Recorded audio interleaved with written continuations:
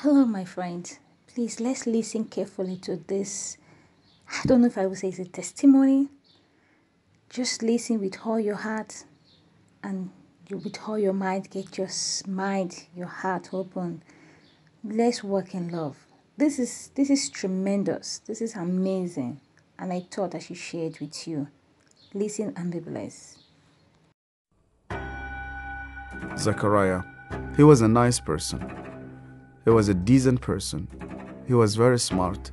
He was the only Christian in the whole of the school. And I hated him.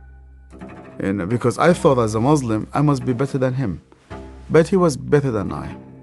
We start to beat him every single day that we come to school. And we agreed on that night, we need to kill him. It was dark. It was cold. And we went ahead of him. And we were 5 of us. We climbed a tree and we waited there. And from far away, we saw that a torch coming. And the light became bigger and bigger as it approached us. And the minute that he just went under the tree, we jumped at him. He was crying, he was screaming, he was shouting. We broke his arm, we broke his leg. He started to bleed.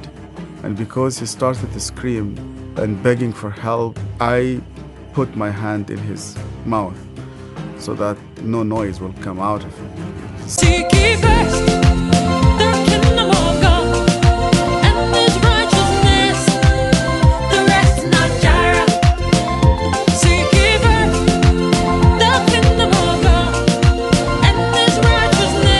When you're slaughtering a sheep, it's just shivering, and the others were beating him.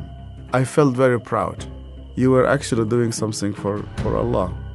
You want to please Him. And suddenly, he could no longer breathe, and we could not hear his voice. We left him in the wood between life and death. We went back, you wash yourself, and you pray. And Zechariah never came back. I've never seen him again. I was born and raised up in a very, very fanatic Muslim family. When I was a child, my father brought me to a Quran school. I was only 8 years old, and my father just dropped me there. They shaved my head. We sat in a circle. The Shaykh sat in the middle of this circle, and he has a very long whip. I was forced to memorize the Quran. Every mistake that you do, this whip will just come right in the middle of your head. You're not allowed to cry, because in our culture they tell you men never cry. I was crying every single night. And they told me, you belong to the Islamic Ummah. And that's why you fight for it, you stay loyal to it. I started to hate people, to hate everybody who's not a Muslim. And I especially used to hate the Jews. So I was preparing myself to go and fight for Allah in the jihad. But every night I went to bed, and when we put the light off, I did not know what will happen with me if I die. My cousin was severely sick, and the doctors, they said he's going to die. They gave him only a couple of days. And one day came 2 people. They were Coptic Christians, and one of them wanted to greet me, and then I saw he had a cross, and then I pulled my hand back. I said, well, I'm not going to touch a hand with a cross. And then he said to me, we hear that this child is sick. We would like to pray for him. And only out of politeness, I told them, okay. And they started to speak to God like a person that he speaks to his friend. They said, God, please heal this child. The minute that they said, Amen, this child opened his eyes for the first time in 4 weeks. He started to move his hands. He started to speak. He sat down in his bed and he started to walk. And one of those 2 persons who prayed, sat down with me, and he said to me, you know what? The real miracle is that God wants to change your heart. Do you believe that Yeshua is alive? And I told him, yeah.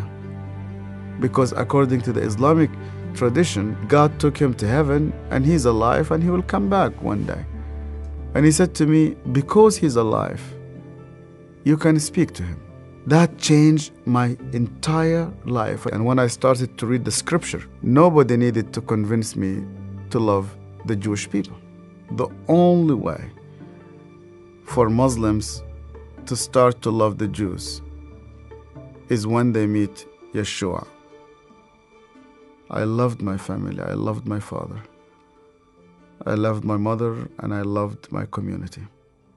And when I decided to follow Yeshua, my grandfather and my father said to me, you are no longer one of us. They made a funeral. They invited friends and family.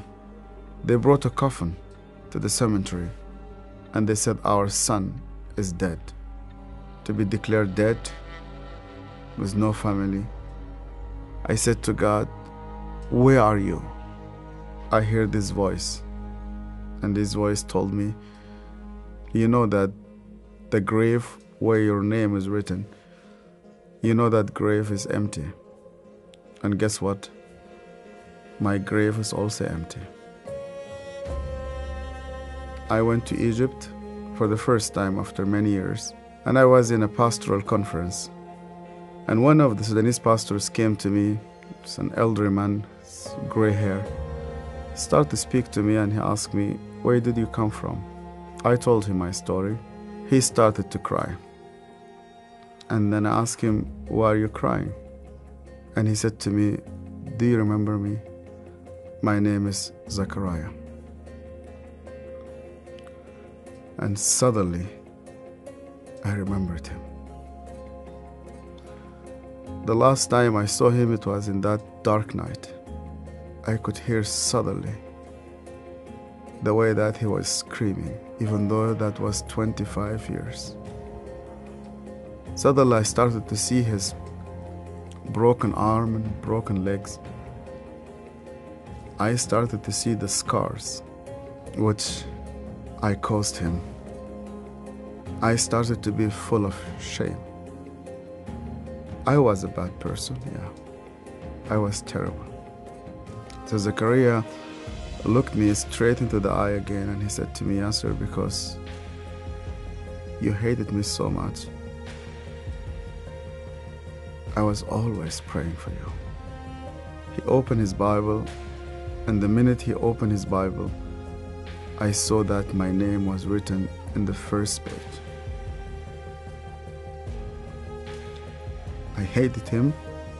He prayed for me. On that day, God confronted me. He said to me, even before you start to think about me, I was thinking about you. To love those who hate you, you need someone whose name is Yeshua.